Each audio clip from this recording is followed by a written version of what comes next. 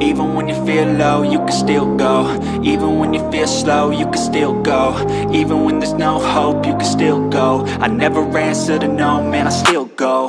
Go, go, go, go. Oke, kembali lagi di Garasi Kokodion.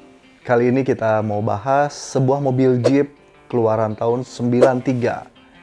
Mungkin ini bisa dibilang sebuah kendaraan yang cukup legendaris pada masanya. Karena pada tahun 93 ini, mobil ini hanya bermain sendirian. Tidak ada kompetitor lain dengan jenis yang sama pada tahunnya. Dan mobil ini adalah Daihatsu TUF GT 4x4. Nah, kenapa tadi gue bilang mobil ini bermain sendirian? Karena mungkin ada teman-temannya, semisal Vitara ataupun Trooper, mereka itu menggunakan mesin bensin. Jadi, sepertinya pada tahun itu orang-orang terlalu euforia dengan sebuah kendaraan Jeep yang ber-cc besar, tetapi berbahan bakar cukup irit. Ya, mobil ini memang cukup tangguh dan cukup laris pada masanya. Di beberapa negara, TUF juga dikenal dengan merek-merek lain, semisal Wildcat atau Scat atau juga Daihatsu Ranger atau Ruger dikenal di Indonesia. Ada juga Daihatsu Blizzard. Ada yang memang seperti mobil sekarang itu seperti Xenia dan Avanza, tapi di sana ada Toyota Blizzard.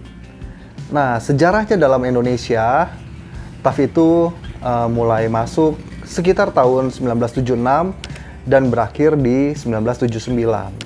Di Indonesia, mobil ini lebih dikenal dengan Daihatsu TUF Badak atau TUF Kebo, berkode F10 atau F50.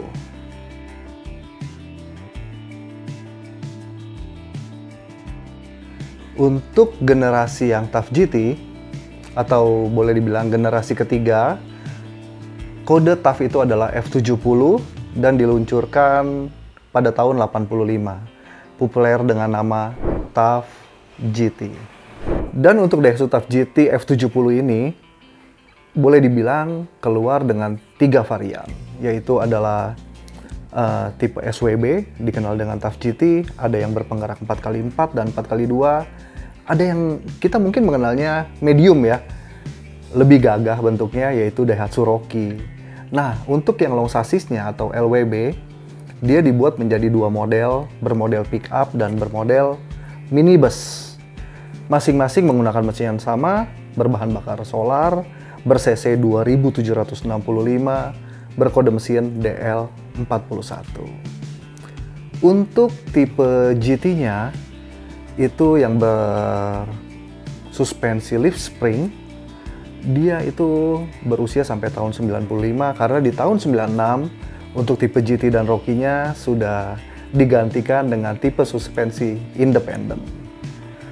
Setahu gue untuk TUF GT ini usianya sampai di tahun 2005-an terakhir diproduksi, karena semenjak tahun 2000-an itu sudah bermunculan mobil double cabin seperti Ford Ranger, Mitsubishi Triton, Toyota Hilux, dan lain-lain, sehingga si konsumen mulai beralih ke mobil double cabin, sehingga mulai melemahlah penjualan si TUF GT ini, karena mungkin bicara kecanggihannya sudah mulai ketinggalan dengan mobil-mobil double cabin tadi.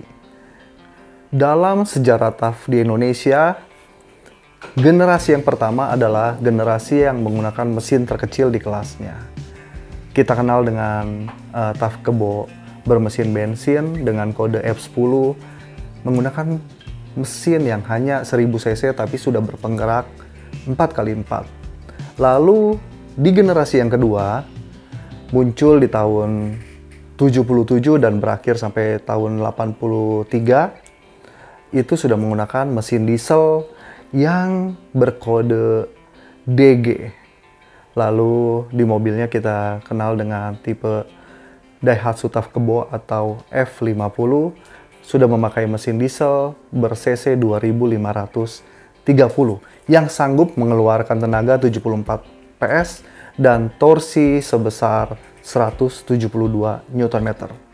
Kemudian pada generasi yang ketiga atau F70 diluncurkan oleh Daihatsu Indonesia pada tahun 85, populer dengan sebutan TUF GT. Pengalaman gue bersama TUF GT ini, gue mulai mencoba mobil ini semenjak gue kecil. Jadi di tahun 85 kita sempat pakai mobil ini dalam kondisi yang masih baru, yaitu baru pertama kali keluar atau si TUF GT generasi pertama. Yang kalau gue bilang pada saat itu mobil Jeep yang cukup nyaman, ya karena mungkin nggak ada persaingan dan Jeep di era baru. Lalu mobilnya masih cukup sederhana, atau dengan kata lain teknologi yang cukup sederhana karena semuanya masih menggunakan sistem konvensional, berpenggerak 4 speed, dan juga sudah 4x4. Tapi di varian ini ada dua pilihan, tidak seperti kakaknya di TUF Kebo. TUF GT ini mempunyai pilihan transmisi yang 4x4 dan juga 4x2. Kalau bicara kebaikan, kalau bicara tentang bagus, mobil ini memang cukup handal ya, karena boleh dibilang sesuai dengan julukannya yaitu badak atau kebo, memang cukup tangguh karena mobil yang konvensional dia mampu minum solar busuk atau solar yang murah gitu. Juga konsumsinya boleh dibilang cukup irit, tenaga yang dihasilkannya cukup melimpah-limpah gitu, tumpah-tumpah mungkin bahkan. Juga suspensi yang rigid, jadi kalau teman-teman punya ladang perkebunan atau sawit, mobil ini memang sangat cocok untuk kita siksa. Nah, jeleknya dari mobil ini, mungkin kita mulai temukan penyakitnya pada saat mobil ini sudah usianya beranjak ujur atau berusia tua. Kenapa? Karena penyakitnya mobil ini biasanya transmisinya di usianya yang cukup tua sudah mulai mendengung. Juga pompa power steering ini sering kali gue temuin sering bersuara pada saat kita pakai belok, jadi suka bunyi ngung ngung ngung ngung ngung gitu. Juga kalau kita untuk berputar, radius putarnya ini cukup lebar, jadi mungkin kalau kita temukan U-turn, kita bisa 2 kali belok gitu. Tapi kalau gue lihat ini cukup lumrah di mobil-mobil Jeep. Juga walaupun mobilnya cukup luas ya, karena di belakangnya sudah menggunakan jok hadap-hadapan, tapi kalau untuk bawa penumpang, gue pikir ini kurang nyaman gitu.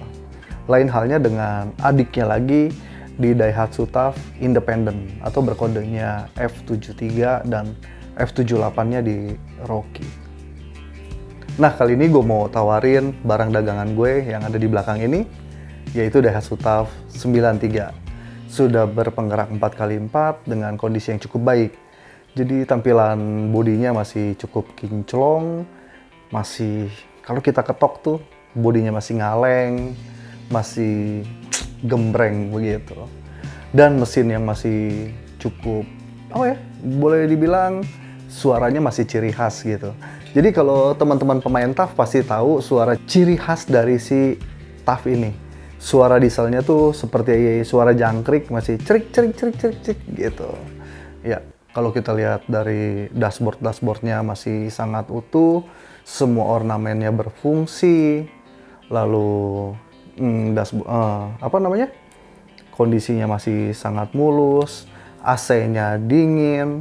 Nah, kalau kita bahas tadi di belakang, ada beberapa penyakit TUF ini tidak ditemukan di stok mobil kita. Ya, jadi persneling masih aman, nggak bunyi, power steering juga aman, AC dingin. Asiknya lagi, kita sudah upgrade dinamo pengisiannya menjadi 120 ampere, yang dimana kalau di TUF itu dengan menggunakan dinamo ampere yang masih standar, bila kita gunakan sampai saat ini, pasti sering kejadian pada saat hujan, terutama di malam hari, itu kita dapati aki yang tekor, lalu lampu yang redup, juga wiper yang jalannya agak-agak lemot gitu. Untuk di mobil kita ini sudah aman ya. Juga untuk jok-joknya kita sudah retrim kulitnya menjadi warna hitam, tapi masih menggunakan jok yang standar. Di bagian pintu-pintunya masih cukup oke, baik di pintu supir, di sebelah kiri. Karena mobil ini kalau kita plesetin mungkin jadi mobil sport ya. Pintunya ada 3, gitu kan, sama seperti layaknya mobil sport. Tapi ini berbentuk Jeep, pintunya juga 3, depan 2, belakang 1. Untuk bantingan dari masing-masing pintu masih sangat-sangat enak, pulen dan empuk gitu. Dilengkapi oleh kaca power ankle, belum power window. Jadi ya buat teman-teman yang ingin nostalgia memakai TAF, ini adalah mobil yang tepat menjadi bahan pilihan. Gimana pajaknya? Pajaknya masih cukup panjang, dan asiknya lagi mobil ini baru berganti nama menjadi tangan kedua. Yang konon menurut sejarahnya ini sebenarnya dimiliki oleh kakak beradik, jadi hanya berpindah tangan ke dalam satu keluarga. Untuk kelemahan, ya layaknya atau kelemahan atau kekurangannya layaknya mobil tua ya yang kita pakai semenjak tahun 93, artinya usianya sudah 20 tahunan lebih gitu. 30 tahun. 32 tahun ya, dari tahun 93. Tapi dengan usia yang sudah cukup membanggakan, 32 tahun, boleh dibilang mobil ini masih cukup oke. Ban-bannya semua masih tebal. Juga sepertinya kita harus mengundang teman-teman untuk mampir test drive, baru kita bernegosiasi. Dan apabila kawan-kawan berminat dengan mobilnya, silakan hubungi kita di nomor yang tertera. Oke, untuk teman-teman yang mau beli mobil di garasi Kokodion, nggak perlu ragu. Karena kita tuh sudah melewati beberapa tahapan untuk beli mobil sampai mobil yang kita dapat dan akan kita jual kepada kawan-kawan. Ya, juga kita tuh berusaha untuk selalu menjalin silaturahmi karena gue ngejual juga berdasarkan hati. Kadang-kadang ada penawaran cukup bagus, tapi kalau kayaknya suasana hati kita nggak klik gitu, kita belum tentu bisa transaksi. Dan akhir kata, jangan lupa hubungi kita di nomor ini, dan doa yang bagus, baik, kesejahteraan buat kawan-kawan semua. Terima kasih sudah menyaksikan video ini dari awal sampai habis. Jangan lupa like, subscribe, dan share video ini sebanyak-banyak. God bless you.